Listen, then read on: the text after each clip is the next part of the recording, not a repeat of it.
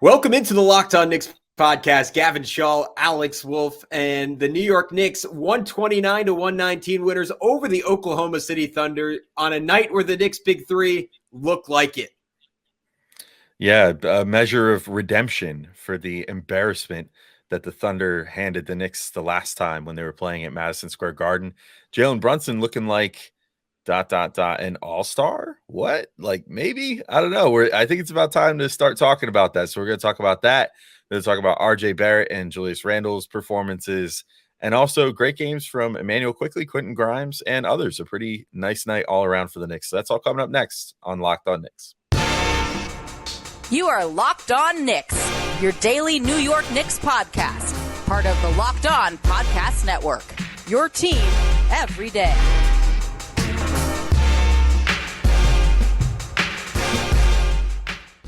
You are Locked On Knicks, and this episode is brought to you by BetterHelp. As the world's largest therapy service, BetterHelp has matched 3 million people with professionally licensed and vetted therapists, available 100% online. Learn more and save 10% off your first month at betterhelp.com/LockedOnNBA. And we wanted to thank you for making Locked On Knicks your first listen today and every day.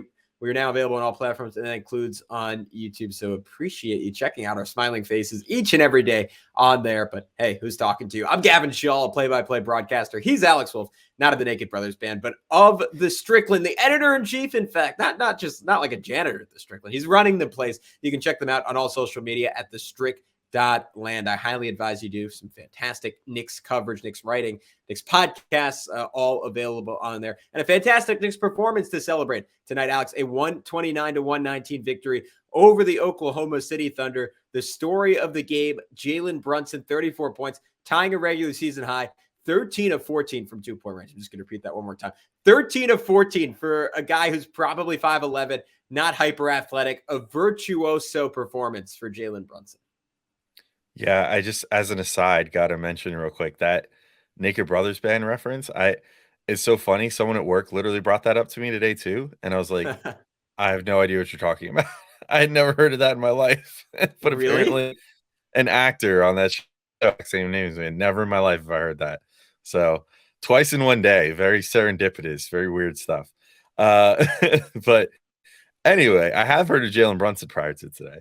And yeah, I mean, I thought this was the most Jalen Brunson performance of the season. I felt like, if that's like an adjective now.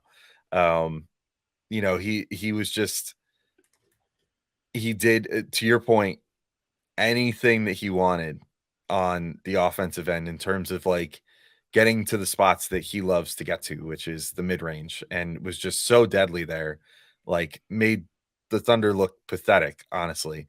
And as much as I very much dislike when Wally Szczerbiak is in for Clyde, mostly because he repeats things a million times. One of the things wait, that he repeated, Alex, you didn't like it when he said giddy giddy giddy giddy giddy giddy giddy. that was on the post-game show, so that's different. However, he said it on the broadcast again too. Oh, did he say that today too? I missed that one. Right. It was in the open. It was like, you know what this means, God. Mike? Giddy giddy giddy giddy. Oh my God. And then Mike said, never do that again. Well, that's the second time, because he first did that on the post-game show and probably realized how much everybody hated it. So he's like, you know what? Nobody likes me anyway. Let me just do this again. Double down on that. But anyway, yeah, Brunson, he just made them all look silly. And Wally, to his credit, did point out during the game, like, although I think he was giving Poku a little too much credit, Alexei Pokusevski on the Thunder, he kept being like, well, they don't have Poku today, so that means they have no rim protection. I'm like, he's been playing well, to be fair. Yeah. I mean, he's been playing well, but like, is he that huge of a difference maker? He's blocking a lot of shots. I don't know. He's a good rim protector. Yeah. I think they lack rim protection in general. So, Brunson really took advantage of that, just kind of getting into the paint, pulling off his spin moves and everything, and getting everything he wanted. It was just, it was a beautiful performance from him. And Gavin, I think it begs the question, because it's about that time to start talking about this. We're like, I think they're going to start tallying votes like next month. Like within the next like 2-3 weeks. Like, do you think Brunson's an all-star as of right now? Like, let's just say that the Knicks, in theory, keep their same trajectory of being about 500, from now until what, like a week or two before the All-Star game, so like the end of January. Do you think he ends up an All-Star? I'm kind of inclined to say yes with the way that he's playing. Like, I think after tonight, I can't find the updated stats just yet, but he's probably at about 21-7 right now on good efficiency from pretty much every area of the floor. I mean, I don't see any way that he's not an all-star at this point with how he's been playing. Yeah, I'm just counting them up right now. So there were 6 guards on Team Durant, and there were, about approximately 6 for Team LeBron last year. So let's call it 6 guards coming out of the Eastern Conference this year. The sure bets to make it over him, I'm going to say, are Donovan Mitchell, Tyrese Halliburton, Trae Young. Maybe Tyrese Maxey could have been in that mix, but he got hurt. He's going to miss a few weeks. So yeah, I feel comfortable with those being the sure bets. The other people in the conversation, Drew Holiday, but he's been hurt for a while now. He's going to have missed quite a bit of time. Darius Garland, who also missed a lot of time, is playing much better now. So he has a chance to make it over Jalen Brunson. Bradley Beal, statistically, I would say having a slightly worse season than Jalen Brunson, but doing so for a better team. DeJounte Murray, I think, would deserve it over Jalen Brunson right now. DeMar DeRozan, probably more of a forward than a guard at this point, but depends how you qualify him. Kyrie Irving, I don't think the NBA will let that happen, rightfully.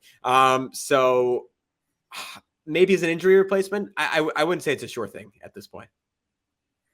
Yeah, I don't know. I'm kind of like, I guess maybe if go figure, I'm a little higher. I feel like I tend to be the one that is amongst us, like but it's probably, I mean, you're usually a little more realistic than I am. I would probably put him in above a guy like a DeJounte, I think. I mean, I just kind of, I don't know. I look at a DeJounte and like, I understand he's having a really good season, but he's the second guy on his own team. You know what I mean? So it's like, are you really going to have both Trae and DeJounte in there? I guess like if the Hawks kept at their current pace, like they're 10-6 right now. So I guess if they keep it that same pace, then yeah, I guess it's not unheard of that if that's their 2 best players that they both make it. Halliburton, I'm with you. I think should make it over him. And I guess Bradley Beal, again, that's like if the Wizards keep up their pace. So if they're like a decent bit above 500 and the Knicks are still 500, I think it becomes harder to say, okay, it should be Brunson. But I think he could probably make it over like Levine right now. Levine would get those like legacy votes. But, because like once you make it in the first time to the All-Star game, I think it becomes like increasingly easy to make more All-Star teams. Maxey, if he can get healthy quick enough and get enough games under his belt, then he would. Yeah, I mean, that's going to be pretty rough. I mean, it wouldn't be unheard of, but I don't know if he's quite at that level yet where he would like make his first All-Star team, having not played the whole first half of the season. So I don't know. I think he's got a puncher's chance, but maybe he is kind of still fringe at this point. But I think it's cool that we get to have this conversation at this point. Yeah. Like, I think he's definitely the most likely out of any of the Knicks to make it. I mean, I can't see a world where, unless RJ starts shooting like 80% overall for the next like month and change, that's going to happen. And Randle, I guess maybe I could see, you talk about the legacy votes, whatever, but the All-Star game is so narrative based, like that if the Knicks are still like 500 by the All-Star break, nobody's going to be talking about like, oh, Julius Randle's playing pretty well again. They're going to be talking about like, oh, the Knicks finally got their point guard, and that's why they're back where they are. So I think it would be Brunson. So yeah, I don't know. I mean, I'm sure we'll have a more in-depth conversation about this in the future, but before we started recording, it was just like, I don't know. I think it was just because like he scored over 30 and almost had a double-double with 34 points, and just how amazing he looked in this game. I just couldn't help but think like, has he finally put himself there? And I think he has. I think if that was his goal going into this year, he's doing a pretty good job of manifesting it at this point. Yeah, I just want to go over the night that was for him, because it was pretty incredible. His passing stood out to me almost as much as his scoring. Like had had this great slip pass to Mitchell Robinson on the roll just to start off the night for Mitch on a positive note when Mitch really needed the help. I love the back door. We can talk about this when we get to Quinten Grimes, but the back door he had to Quinten Grimes that was like a little just one-handed kind of bowling ball style pass to hit him in stride for a dunk. And the chemistry between those two is really good. And the one area that Brunson struggled in this game was kind of forcing up some step back threes. And that's been true for him the last couple of games. And I hope he continues to get more minutes with Grimes, because I just think Grimes has the kind of gravity and is the kind of passer that could get him more of the spot up looks that he's been really good at in the past. Then I wanted to quickly mention that shot he hit in the third quarter at the free throw line when the shot clock was expiring, and he was basically falling down as he shot it and just threw it a million feet up in the air. It was a Steph shot, like that kind of arc, that kind of audacity to take it, and just the touch to hit it. You could tell he was in the midst of a special night when that went in. And then the final shot I wanted to call out was about 2.5 minutes left in the fourth quarter.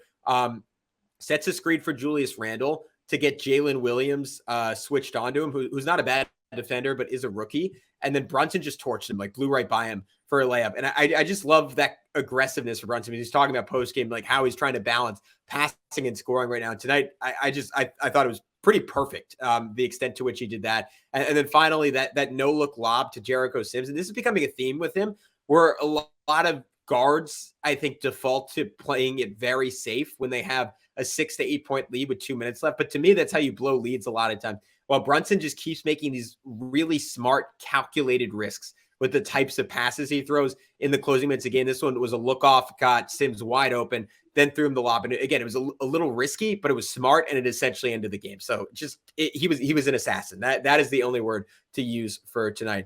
Alex, I want to get to the other members of the big three: Julius Randle, RJ Barrett, who especially for RJ is a big night for him, given how poorly he was playing. But first, I want to talk about one of our favorites here at Locked On Knicks, and that is Turo. Turo is the world's largest car-sharing marketplace. With Turo, you can book any car you want wherever you want it from a community of local hosts. Browse a huge selection of vehicles for just about any occasion or budget across the US, UK, Canada, and coming soon to Australia. Book a spacious SUV or minivan for a family road trip. Get a classic or luxury car for a special event, birthday, or holiday. Find affordable economy cars if you're on a budget and just need to get from A to B. Test drive that new electric vehicle you've had your eye on to see how it fits in your everyday life. Many Turo hosts can deliver the car right to you. Every trip is backed by liability insurance. Terms, conditions, and exclusions apply. Forget boring rental cars and find your drive at Turo.com.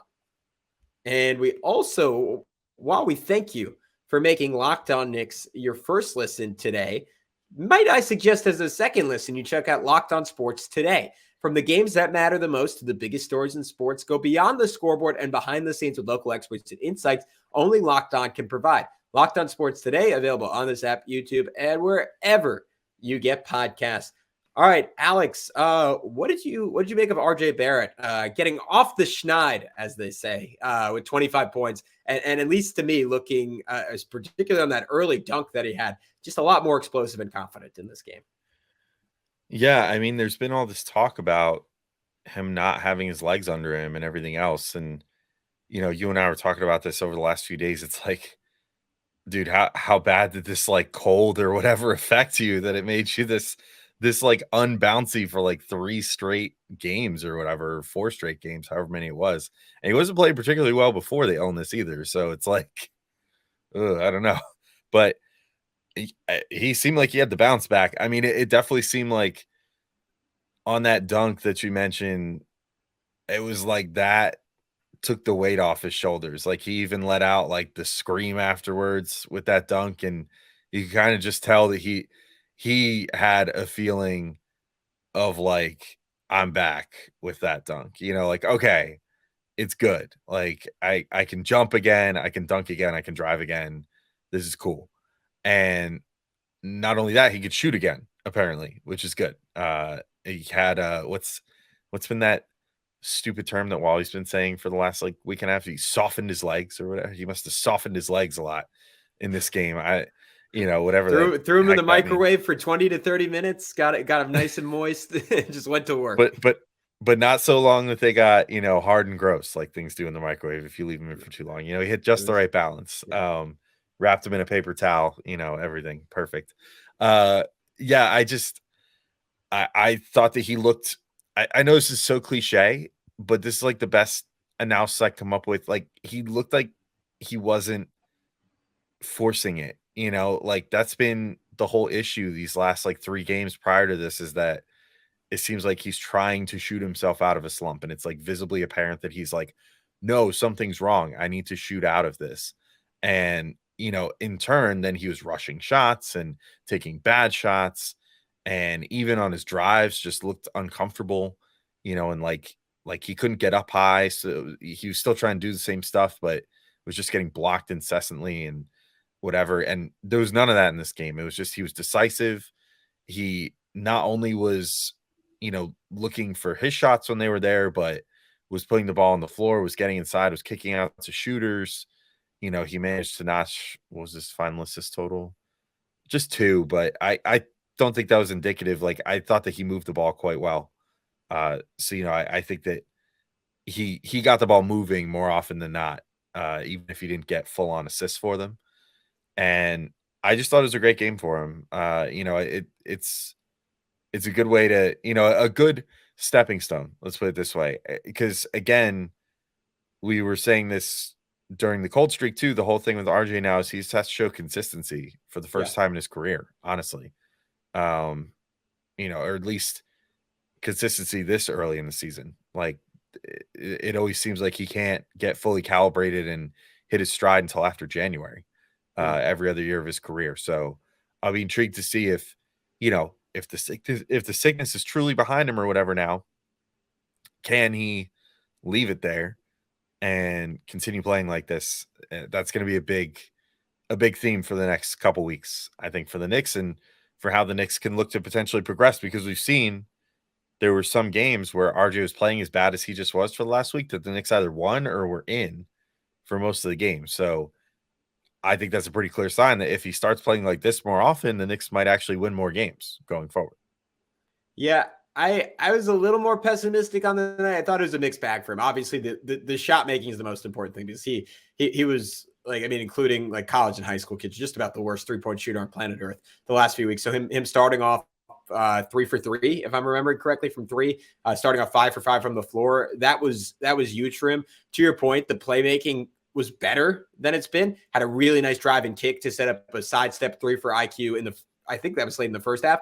And then in the second half, had a really nice, this was in the fourth quarter, a Nash dribble under the backboard, and then just whipped out a pass to IQ, who swung it to Randle for a corner 3. Like, it was probably the best rhythm those 3 have had on a swing, tic-tac-toe passing sequence all season. But I still counted 3 occasions where he just had total tunnel vision and missed a wide open shooter. Like, on one play, he just grossly over dribbled when IQ was wide open on the other side of the court. And you can see IQ kind of slam his arms down in frustration. And I don't blame him, because that's been happening to him and Obi all season long whenever they're on the floor with RJ. And then late in the game, looked off a wide open, maybe he just didn't see him, but to me, it looked like he looked off a wide open Quinten Grimes on the left wing to force a tough layup that Grimes could have hit a shot on. And then defensively, he was still really bad. Like, Lou Dort went right through him on one play. Him and Grimes completely misnegotiated a brush screen at some point that gave Dort a wide open layup. But he was getting to the rim better. He's finishing there much better. Effort was really there on the glass. He got a couple of nice offensive rebounds. So it was progress. It was a step in the right direction. Still far from perfect for me. Yeah, and speaking of far from perfect, Julius Randle had a good game as well on the stat sheet. But there was, we didn't really talk about this pre-show, but I'm kind of curious to get your opinion on it. I'll give the positive for Julius first. So 25 points, 9 to 16 shooting.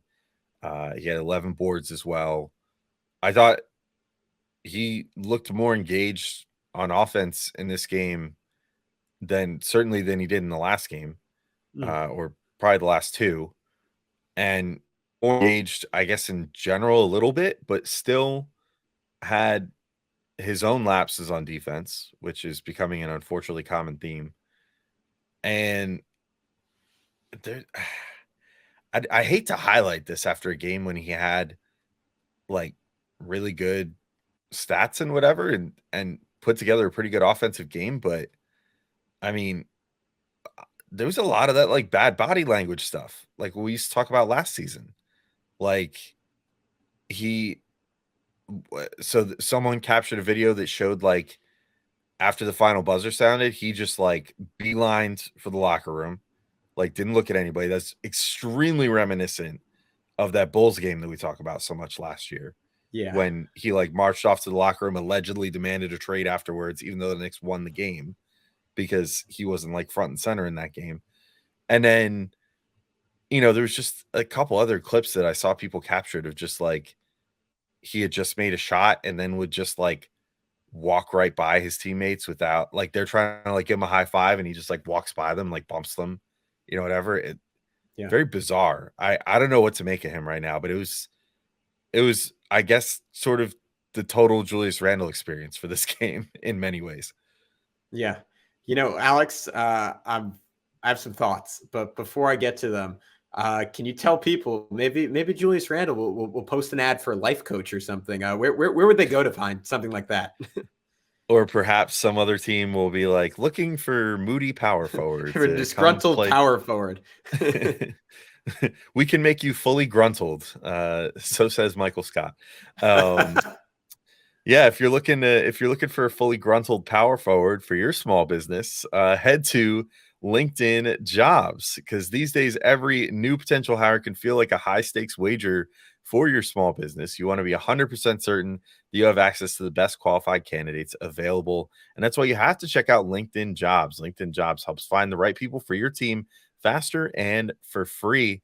I don't do a lot of job posting myself, but I have done a fair deal of job searching in my life, and LinkedIn Jobs is always the first place I go to look when I'm like, you know what, I just updated the resume, I want to go look for something new.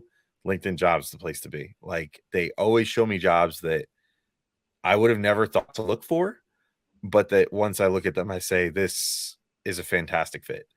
And honestly, they do a much better job than some of the other sites where I'm constantly being fed like entry-level sales positions all day and jobs that look like huge scams.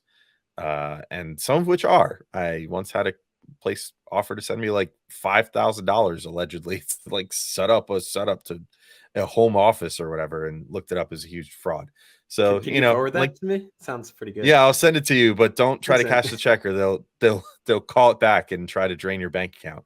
Luckily, I looked it up ahead of time. I really tried. Anyway, all you have to do if you want to add a job to LinkedIn Jobs is add your job and the purple hashtag hiring frame to your LinkedIn profile to spread the word that you're hiring. They have simple tools like screening questions to make it easy to focus on candidates with just the right skills and experience, so you can quickly prioritize who you'd like to interview and hire. It's why small businesses rate LinkedIn Jobs #1 in delivering quality hires versus leading competitors.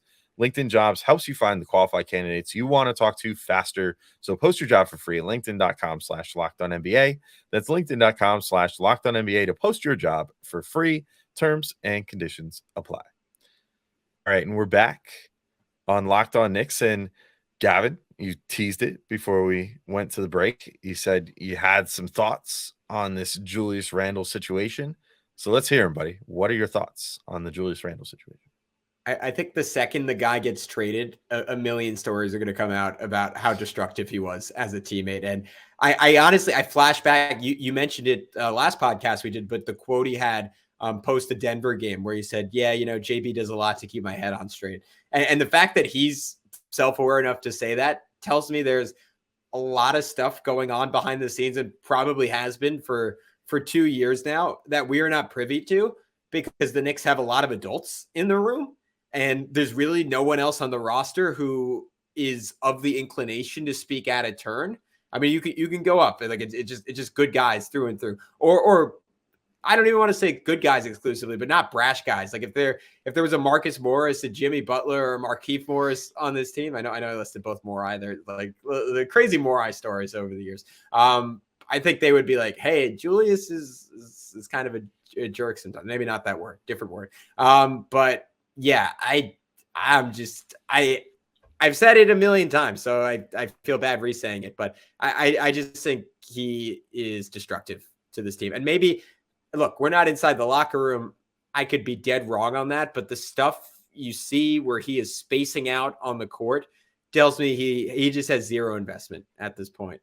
So That is what it is. On the court, I thought offensively he was spectacular tonight. I want to acknowledge the good with the bad with him, and he it was clear that, to me at least, that Tibbs challenged him before the game and said, "Hey, Poku's gone. You have no one to fear in there. Get to the rim, big man." And he did. He was bullying guys, fighting through double teams, battling his way to the basket, showed great patience around the rim. And I've always said this with him. I love when he gets his inside game going early, because I think it becomes a much better, much more confident shooter from mid-range. He was forcing some tough shots. Maybe it was just because they were going in. I didn't mind them as much because he started off playing inside and was just torching whoever the Thunder tried to put on him. And they tried a couple different mismatches. Defensively, it sucked.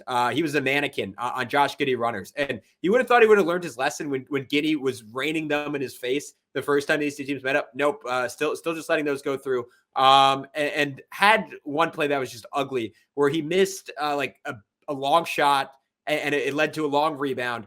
And it was kind of his fault. And then he just jogs back and he leaves his teammates out to die, which really sucks. Had some great rebounding in the third quarter in traffic. That was really important for the Knicks, but the defense was terrible. The attitude was terrible. So again, it's not worth what he gives you for what he takes away.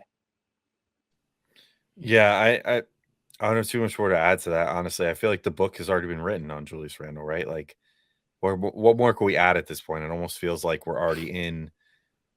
We're in the final chapter. It feels like, at least I hope so. I don't know. I mean, I just don't see a world where it continues working with him on the team. And like, I was willing to entertain that possibility earlier this year, but now we're reaching almost the 25% mark of the season, and it just feels the same. It's like he seems disconnected from the rest of the team. He seems like he's good to go get his, but the overall team result doesn't really matter to him on this team as of right now. And maybe he's been told by the front office that he's not part of the long-term plans. Like, hey, just do enough to get your trade value up. There was I think I saw a lightly sourced report out there that his trade value is allegedly up right now in the eyes of some NBA execs or something. Like, cool. If that's the case, then hopefully they can find a amicable solution soon to figure things out with Julius Randle, because I'm with you. I think things have kind of reached their logical conclusion at this point where it feels like they're ready to move on from him. One guy that the Knicks should not be ready to move on from, that there have been reports that they potentially would consider moving on from, is Immanuel Quickley, who had 18 points in this game, 4 assists, 3 boards, shot 6 of 8 and 4 of 5 from 3. Talk about guys that needed a robust shooting night almost as bad as RJ Barrett, and that would be Immanuel Quickley. I thought that he really put it together in this game. I mean, the first and foremost thing is, like, with him, so much of what he does on offense is predicated on, can he get the shot to fall on any given night? And, I know he does other things other than just shoot threes, but he's really at his best when that's a real threat. And which isn't exactly a hot take. Like, that's any NBA player is at their best when they're, the most important shot in basketball is falling for them. But in this game, he just, similar to RJ, it just looked like the ball and chain had been taken off of him. You know what I mean? Like, everything that he was doing recently just seemed weighted down by his own head, just like with the weight of expectations, the weight of trying to break a slump, whatever. And he seemed like he was playing freer in this game. You mentioned the really great, like, sidestep 3 that he had at one point. I think that was in the first half. Like, that's just like a quintessential IQ shot. Just like casually make something happen because you just know that you can. But he also did a great job controlling the tempo. I thought that he was doing just all the things that he does at his best, but that at his best always starts with, like, can he shoot really well? And he shot really, really well in this game. So I hope, just like with RJ, that this is a sign of things to come, because unlike RJ a lot of the time, and certainly unlike Julius, like, IQ has definitely been giving it to the Knicks on both ends. So as soon as that offense comes around, he's just going to keep being an overwhelmingly positive player for the Knicks this year, I think. Yeah, he didn't hesitate tonight. That was the biggest thing. I mean, to your point on that sidestep three. And then in the second half, he had another self-created three out of a step back where it was a quick double between the legs, put it up, don't even think about it, down the hatch in the bucket. And that's when he's at his best. I thought it was really, really simple. And honestly, I'm going to give credit to another young Nick, Quinten Grimes. I think he brings that attitude to the table, and it's very infectious, where even Jalen Brunson is very meticulous. I would say outside of possibly Derrick Rose, Grimes is far and away the most decisive player on the Knicks roster offensively. And they need that so desperately, that jolt of someone who is not going to just sit on the basketball, but is processing things quick enough to, he knows, all right, I'm going to fire the three, I'm going to make the next pass, or I'm driving hard to the rim. And it's really simple, and there's no wasted motion. There's no wasted dribbles. He is bringing so much more speed and energy to the Knicks on both ends of the floor, but he's also creating plays defensively every single time he's out there. And my favorite Quickley play of the night was when Quickley, he threw an entry pass to Obi. Obi threw it out to Grimes, and Grimes didn't hold the ball. He just threw it right back to Quickley. Quickley had Giddey caught off guard by how fast the pass came in. Quickly torched Giddey off the dribble, got a winding layup at the rim. I just want to see more minutes with those guys all together, because I just think Grimes makes such a big difference for this team, even on a night where he didn't shoot that well. And I thought his decision-making as a three-point shooter wasn't really all that great. Yeah, he definitely was. Grimes picked up the mantle of the guy that was trying a little too hard to get his 3-point shot to start going in this game. But if he keeps contributing the rest of what he's doing, it doesn't really matter. He can keep trying to figure it out because he's contributing so much positive elsewhere that it's not a huge deal if he then is trying to get the shot going. Because once that shot starts going, similar to Quickley, it's then everything falls into place at that point, because then he's already showing through these 2 games of extended minutes that what we saw in Summer League is similar to what we could see in real life here in the NBA. That was not just a summer camp deal. That's real life. He can put the ball on the floor. He can pass. He can, run some quick actions. He could be decisive. He can get all the way to the rim. That scoop layup that he had in this game was just gorgeous. I mean, that was eye popping for me. That was, for the guy whose minutes he basically took, that was Cam Reddish-esque, for what we've been seeing out of Cam recently, where he just kind of got in there and even though he's not as long and lanky as Cam, he just kind of went up and under and just used every possible centimeter of his arm to get it, up and under and then up as high as he could to flip that ball up, and just made a gorgeous, flip layup at one point. Really great game for him. I'm looking forward to seeing more out of Grimes. And now that we know that Fournier is out of the rotation, I'm looking forward to a world where we could potentially see some Grimes and Reddish and Quickley maybe on the floor together all at once. Maybe they could actually have a very competent guard and wing setup on defense, 1 to 3, which would be really cool right now, because that's not something that we've seen a ton of this year.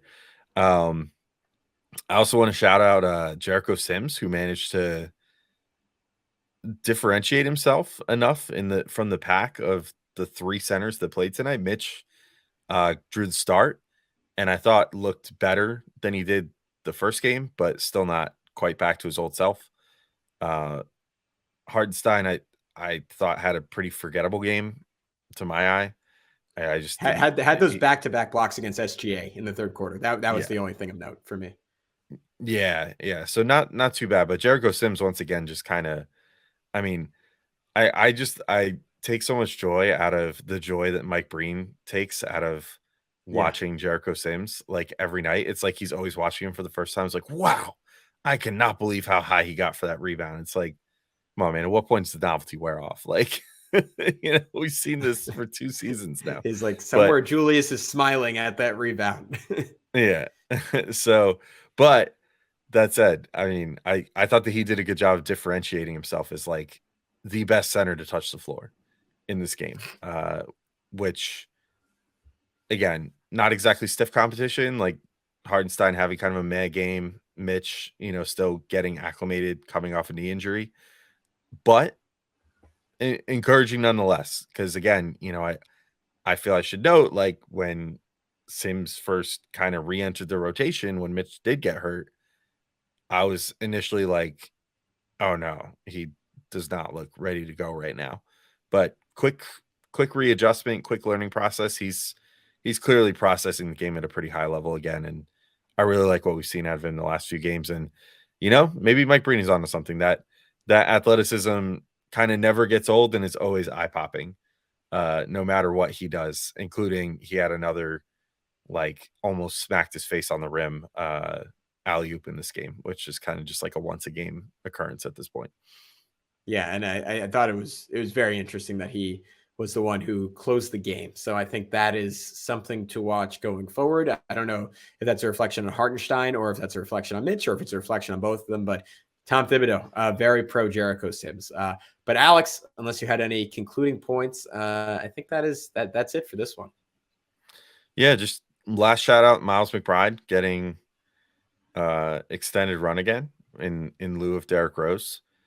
Another guy that once the jump shot comes around, I think that he's doing some good stuff right now as far as keeping the ball moving and whatever. But he clearly, if the Knicks still all have the green light, which, like Rose had mentioned after that one game where they made all those threes, if like the whole Knicks still have the green light, Deuce is the one that's clearly taking that the most to heart with how he's shooting right now, because it's like, if he touches the ball and he's like moderately open from three, he's popping that shot right now. So, but if he figures it out, I think he'll secure himself a rotation spot even once Rose comes back, though that's going to muddy the waters certainly. So, but yeah, I think that's a good point to end on. So thank you all for listening, and we'll of course have you with more game recaps this week, perhaps some guests, if nothing else, some other stuff to talk about throughout the week. But until next time, thank you all for listening, and we will talk to y'all soon. Peace out.